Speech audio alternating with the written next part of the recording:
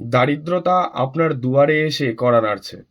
আপনি কোনো কিছুই করতে পারছেন না।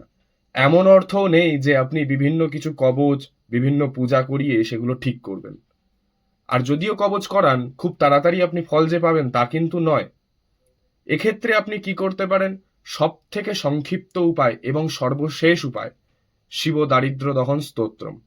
এই স্তোত্র যদি আপনার উচ্চারণ ঠিক হয়ে থাকে, অবশ্যই আমি ব্রাহ্মণদের ক্ষেত্রে সাজেস্ট করব, যারা ব্রাহ্মণ শুধুমাত্র এক্ষেত্রে তারাই পাঠ করবেন। আর যারা ব্রাহ্মণ নয়, তারা অবশ্যই ব্রাহ্মণ ডেকেই কিন্তু এটা পাঠ করাবেন। কারণ একজন ব্রাহ্মণ বেদজ্ঞ হয়ে থাকে এবং তার উচ্চারণ সর্বদাই স্পষ্ট হয়ে থাকে। সেক্ষেত্রে ব্রাহ্মণ ডেকে পাঠ করিয়ে আপনি যদি শুধু শ্রবণ করেন, অর্থাৎ শোনেন, তাতেও কিন্তু একই রকম ফল হবে। তাই অবশ্যই কোনো বিজ্ঞ ব্রাহ্মণকে ডেকে এই স্তোত্র নিত্যদিন শ্রবণ করুন এবং সেই স্তোত্রের ফলগুলিকে ভালো করে মাথায় বসিয়ে নিন। অবশ্যই আপনার দারিদ্রতা দূর হবে।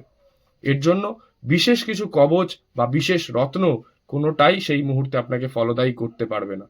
স্বয়ং মহাদেবের কৃপায় আপনার সবকিছু ভালো হোক, দারিদ্র দূর হোক। জয় শ্রী মহাকাল।